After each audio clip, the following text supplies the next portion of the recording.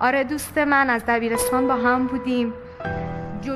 میرے پاپا نے کہا کہ میرا کالج میں ایک دوست تھا جو جنگ میں میرے سامنے ٹکڑے ٹکڑے ہو گیا. کس کی خاطر؟ ناموس کی خاطر، بہت سی چیزوں کی خاطر، دین کی خاطر، عزت کی خاطر. میں نے کچھ دیر انہیں شہیدوں سے بیٹھ کر بات کی. میں ان کے ناموں کو نہیں جانتی تھی، بس کچھ نام ایسے ہی پاپا سے سن رکھے تھے. میں نے ان سے کہا کہاں ہیں آپ لوگ، کیوں شہید ہوئے؟ دیکھو وہ جو مذہبی تھے وہ اس طرح جا کر شہید ہو گئے، اور جو مذہبی نہیں ہے ان کا یہ حشر ہے. اس بیچ میں کیا کروں؟ لگتا تھا جیسے زمین آسمان کے بیچ میں لٹکی ہوئی ہوں. مجھے لگا جیسے اپنے ہمسن لوگوں میں سے کافی الگ ہوں. شاید ابھی نہیں پتا کہ میں پچھڑی ہوئی ہوں. میں بیٹھ کر بہت روئی. میں اپنے سر سے پوچھنے لگی کہ کیا میں واقعی پچھڑی ہوئی ہوں؟ میں نہ سمجھ ہوں، غلطی میری ہے، میری طبیعت اچھی نہیں ہوئی ہے، ان کی بات صحیح ہے یا میری؟ میں بالکل رہ گئی تھی کہ میں کیا کروں. ان سب سے الگ ہو گئی تھی کیونکہ میں ان کے ساتھ نہیں رہ سکتی تھی. ابھی ہی لوگ جنہیں میں ریسٹورنٹ پر اکیلے چھوڑ کر آ گئی تھی، کیا یہ کل سے میرے سلام کا جواب دیں گے؟ پتا ہے میرے پیچھے وہ لوگ کتنی باتیں بنائیں گے.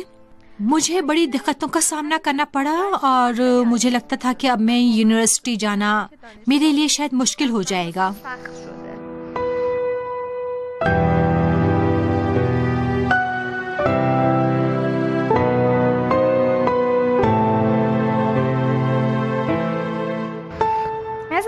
میں نے اپنے سے کہا کہ خدا نے کتنے ہزار پیغمبر بھیجے ہیں، کتنے ہزار لوگ ہماری ہدایت کے لیے آئے اور کتنی کتابیں بھیجی ہیں. اس نے قرآن میں سب کچھ بتا دیا ہے کہ ہمیں کرنا کیا ہے. جو کچھ میرے دماغ میں سوال تھے جیسے کہ ہمیں کیوں پردہ کرنے کی ضرورت ہے، ان کا اس نے جواب دے دیا ہے.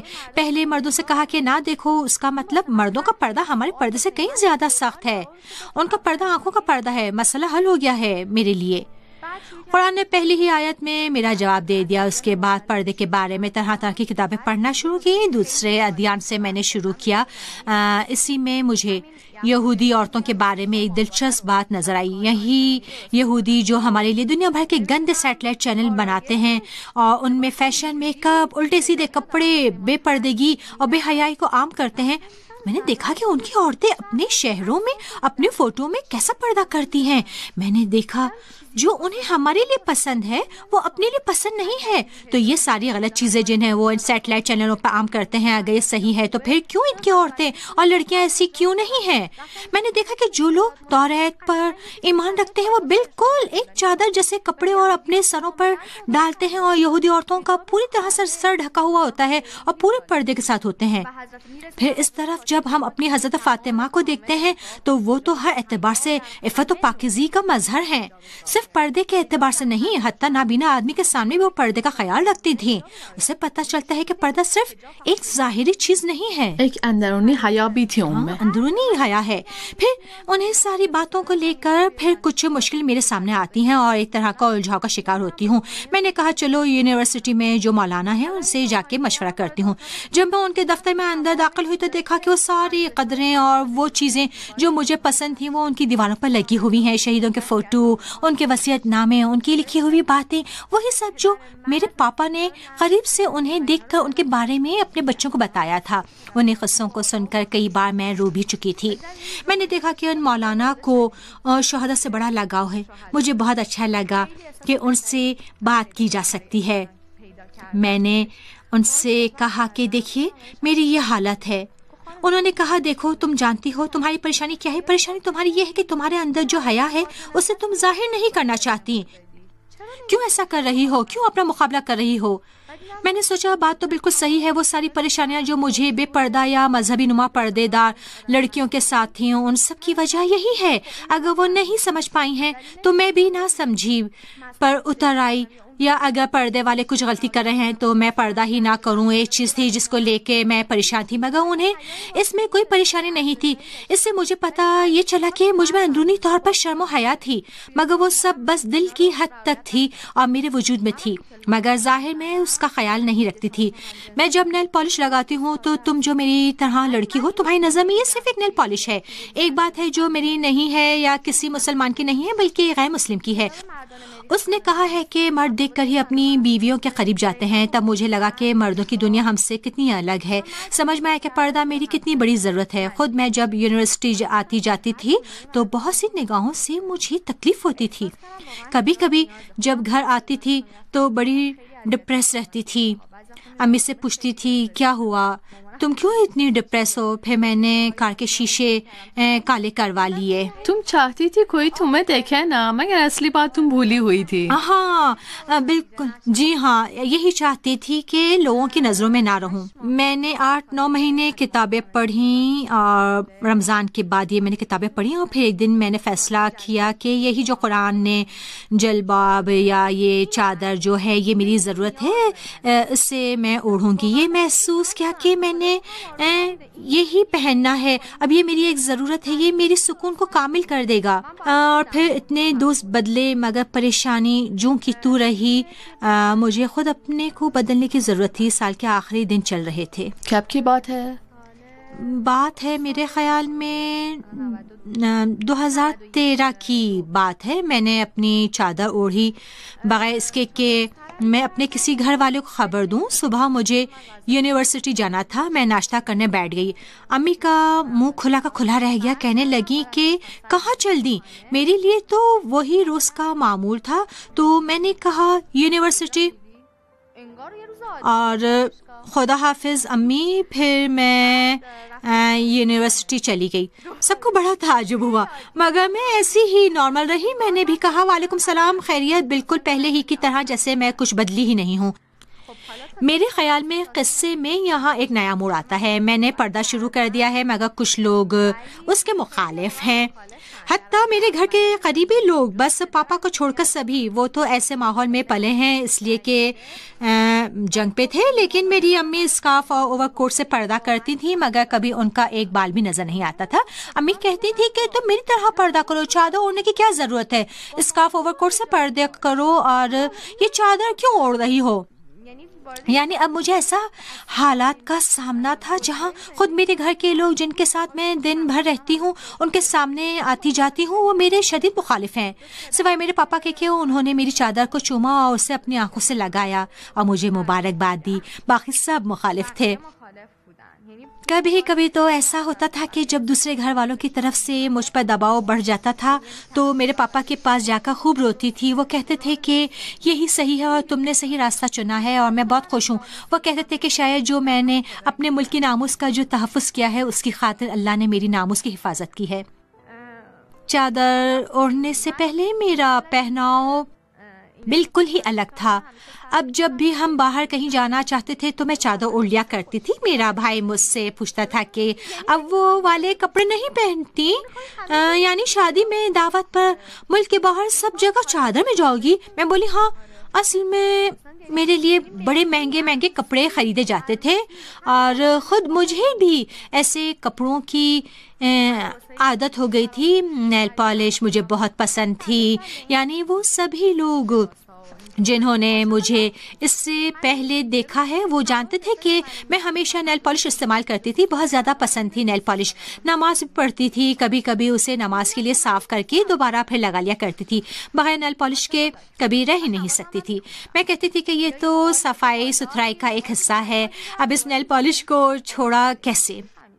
میں نے حضرت زہرا علیہ السلام کا واقعہ پڑھا. اس کا بہت اثر ہوا مجھ پر. آپ کی شادی کی رات تھی. ایک فقیر دروازے پر آتا ہے اور کہتا ہے کہ مجھے کوئی چیز, کوئی کپڑا دے دو. تو دلہن نے فوراً اپنے شادی کے کپڑے اتار کر کہا کہ یہ لے جا کر اسے دے دو. میں اپنے سے کہنے لگی کہ زہرا تم خدا کے لیے ایک نیل پالش بھی نہیں چھوڑ سکتی.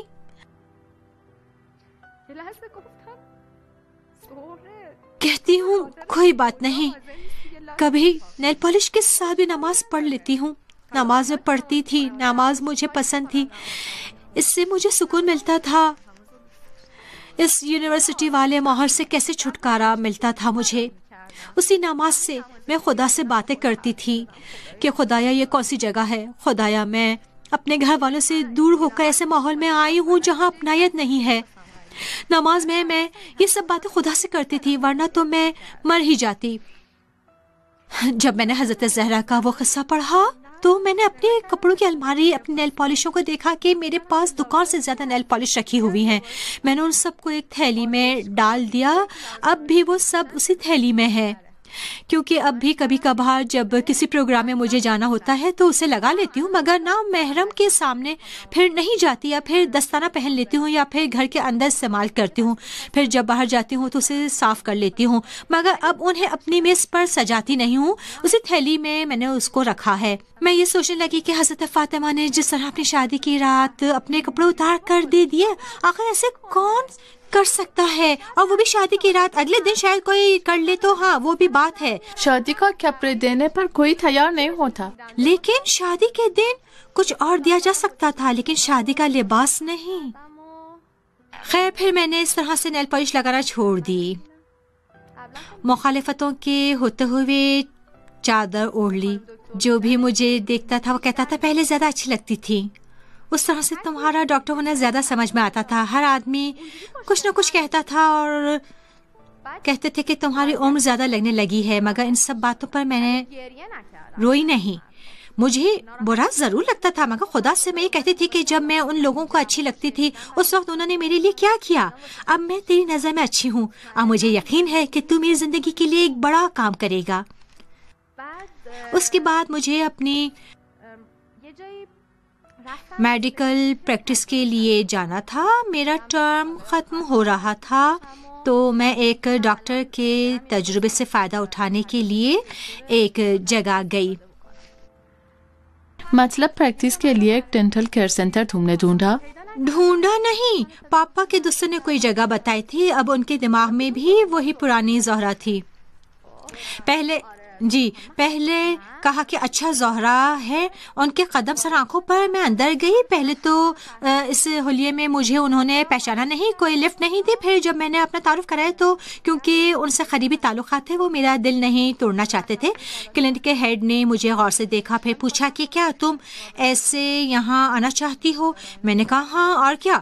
کہنے لگا اصل میں ہمارے مریض بڑے پیسے والے ہیں، وہ جب تمہاری چادر دیکھیں گے تو انہیں برا لگے گا، تم ایک ڈاکٹر ہو، یہ والا پردہ تمہارے کلینک کے لیے اچھا نہیں ہے۔ مجھے بڑی حیرت ہوئی، میں نے پوچھا کیا مطلب؟ کہنے لگا کہ اگر تمہیں یہاں کام کرنا ہے تو تمہیں یہ چادر اتارنی پڑے گی۔ میں واپس گھر گئی اور بھی اس نے کچھ باتیں کہی تھیں۔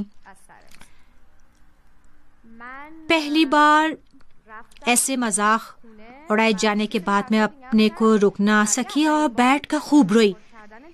میں نے کہا خدایا یہ کیا ہے، مجھے کام کرنا ہے مگر مجھ سے کہتے ہیں کہ چادر اتارو، مگر مجھے ایسے ہی کام کرنا ہے تاکہ جب میں ایک ڈاکٹر کی حیثیت سے کسی مریض کو دیکھوں یا کسی ڈاکٹر کے ساتھ پریکٹس کروں تو مجھے دیکھیں کہ کیسے کام کرتی ہوں۔ میرے ظاہر پر توجہ دینے کے بجائے میرے دماغ پر، میری صلاحیت پر توجہ دیں۔ کچھ لوگ کہتے تھے کہ جاؤ تم کام کرو، اپنا پیسہ لو، فلاں کے عقیدے سے تمہیں کیا لینا دینا، جاؤ وہاں جا کر اپنی چادر دروازے کے پیچھے ٹنگا دو تاکہ مریض نہ دیکھیں۔ تمہیں تو اپنا کوٹ پہن کر چیک اپ کرنا ہے، تمہیں وہاں کام سیکھنا ہے، اتنی اچھی تنخواہ تمہیں وہاں ملے گی، جان پہچان کا ماحول ہے، تم اسے چھوڑنا چاہتی ہو، بہت ناسمجھ ہو۔ پھر سے اعتراضات کی بوچھار شروع ہو گئی تھی، میں ذرا بوکھلا گئی تھی اور پھر میں نے کہا خدایا کیا کروں، مجھے یہ لوگ کیا کہتے ہیں کہ تمہیں فلاں کے عقائد سے کیا لینا دینا، تمہارے عقائد ایسے ہیں ان کے ویسے ہیں، تم جا کے اپنا کام کرو، ان سے کیا مطلب۔ پھر میں نے یہ فیصلہ کیا کہ قرآن سے استخارہ کیا، دیکھا کہ خدا کیا کہتا ہے۔ میں قرآن کھولنے سے پہلے خدا سے بس التماس کر رہی تھی کہ میں نے 100 مرتبہ من یتق اللہ یجعل اللہ مخرجہ کو پڑھا، یعنی جو بھی پرہیزگار ہوتا ہے اللہ اس کے لیے راستہ کھول دیتا ہے۔ میں نے کہا خدایا تو صرف مجھ سے باتیں کر، جس میں میری بھلائی ہے وہ مجھے عطا کر۔ پھر اس کے بعد ایک آیت آئی، رکو اسے پڑھتی ہوں۔ یہ جھوٹ کے سننے والے اور حرام کے کھانے والے ہیں، لہٰذا اگر آپ کے پاس مقدمہ لے کر آئیں تو آپ کو اختیار ہے کہ فیصلہ کر دیں یا اعتراض کر لیں، کہ اگر اعتراض بھی کر لیں گے تو یہ آپ کو کوئی نقصان نہ پہنچا سکیں گے۔ میری ساری آیتیں نہیں پڑھوں گی، بس وہی جن کا میری بارے سے ربط ہے. ایمان والوں، یہودیوں عیسائیوں کو اپنا دوست اور سرپرست نہ بناؤ کہ یہ خود آپس میں ایک دوسرے کے دوست ہیں، اور تم میں سے کوئی انہیں دوست بنائے گا تو انہی میں شمار ہو جائے گا. بے شک اللہ ظالم قوم کی ہدایت نہیں کرتا ہے. پیغمبر آپ دیکھیں گے کہ جن کے دلوں میں نفاق کی بیماری ہے وہ دوڑ دوڑ کر ان کی طرف جا رہے ہیں اور یہ کہتے ہیں کہ ہمیں اندیشہ ہے کہ کہیں ہمیں گردش زمانہ ستانے نہ لگے. وہی جو مجھ سے کہتے تھے کہ جاؤ تم اپنا پیسہ لے لو، اس کی پرواہ کرو، اس کی پرواہ نہ کرو، اور سب سے بڑھ کر یہ کہ تم کام سیکھ لو گی. آیت کے آخر میں ہے کہ خدا سے چاہتا ہے، اپنے فضل سے نوازتا ہے، اور اس کی رحمت کا دائرہ بے نہایت ہے، اور جو فضل و کرم کا مستحق ہے اس کے دل کا حال وہ بخوبی جانتا ہے. اب اس سے خوبصورت انداز میں اور کیا کہا جا سکتا ہے؟ اس سے زیادہ واضح ہو سکتا تھا. صرف نہیں ہی نہیں کہا بلکہ ان حالات کو بھی بتا دیا. تو میں نے بھی بڑے آرام سے منع کر دیا کہ نہیں جاؤں گی. سب کہنے لگے واقعی تم پاگل ہو گئی ہو. میں نے کہا میں نہیں جاؤں گی اور میں یہ کام نہیں کر سکتی. مجھے اپنا عقیدہ بچانا ہوگا. مگر اس کے بعد گھر میں میرے اوپر دباؤ بڑھا. بہرحال میں ان کے ساتھ رہتی ہوں اور وہ اس بات کے مخالف بھی ہیں. کچھ سخت ہوا میرے لیے. اور یعنی بھائی بہن بھی؟ بھائی بہن اور امی پاپا تو اور چاہنے لگے تھے. مجھے کہتے تھے کہ جب سے تم نے چادر اوڑھنی شروع کی ہے اس وقت سے جب بھی تم میرے ساتھ ہو، کہیں باہر جاتی ہو، میں فخر سا محسوس کرتا ہوں، بالکل پیغمبر اسلام کی طرح کہ جب بھی آپ گھر میں داخل ہوتے تھے تو فاطمہ کا چہرے کا بوسہ لیتے تھے. یہی میرے پاپا بھی کیا کرتے تھے. یعنی اگر میں کمرے میں ہوتی تھی تو پہلے میرے پاس آ کر مجھے پیار کرتے تھے، پھر دوسروں کے پاس جاتے تھے، کہتے تھے اس کی بات الگ ہے. جب مجھ پر دباؤ بڑھنے لگا تو میں اپنے آپ کو مطمئن کرنے کے لیے میں نے شہداء کی وصیتیں پڑھنا شروع کر دیں. ایسے ہی ایک دن انٹرنیٹ سرفنگ کر رہی تھی. یہی انٹرنیٹ جو ہمارے دشمن نے ہمیں تباہ کرنے کے لیے بھیجا ہے، ہم اس کا صحیح استعمال بھی کر سکتے ہیں.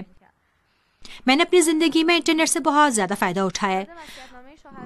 بہت سا بدلاؤ میری زندگی میں انٹرنیٹ ہی کی بدولت ہے. خبر مجھے وہاں شہداء کی وصیتیں نظر آئیں. اصل میں ایک بار میں بہت پریشان ہو گئی. سب میرے گھر والے ہیں، مجھے یہ پسند نہیں کوئی میرا مذاق اڑائے یا ایسی باتیں کریں. ہر آدمی کم سے کم گھر والوں کی نظر میں محترم بن کے رہنا چاہتا ہے. تو خیر مجھے شہید ڈاکٹر چمران کی وصیت نظر آئی. اس میں لکھا تھا خدا سب کچھ مجھ سے لے لے، بس تو میرے ساتھ رہ. مجھے غم نہیں اگر کوئی میری بات نہ سمجھے، بس تو میری بات سمجھ، دوسرے نہ سمجھے کوئی بات نہیں. یہ پڑھ کے مجھے بہت زیادہ سکون ملا. میں نے اپنے سے کہا کہ مجھے اس طرح کام کرنا چاہیے کہ ہو سکتا ہے میرا ظاہر دوسروں کی نظر میں اچھا نہ ہو، مگر میرے اخلاق، میرے کردار کا اثر ان کے دلوں پر ہو. پھر شاید آہستہ آہستہ میرے ظاہر سے بھی لگیں. اور اتفاق سے ایسا 3-4 لوگوں کے ساتھ ہوا بھی. میں ذرا لگے ہاتھ اسی موقع سے فائدہ اٹھا لوں. تم سے ایک وعدہ لینا چاہتی ہوں کیونکہ تم نے بتایا کہ کچھ لوگ بدلے ہیں تمہیں دیکھ کر. جی میں چاہتی ہوں تم ایک ہوسٹ کی حیثیت سے ان کے پاس جا کر ان سے باتیں کرو اسی فرش سے عرش تک پروگرام کے لیے. وعدہ کرتی ہو؟ بالکل. سب سے پہلے میری امی ہیں.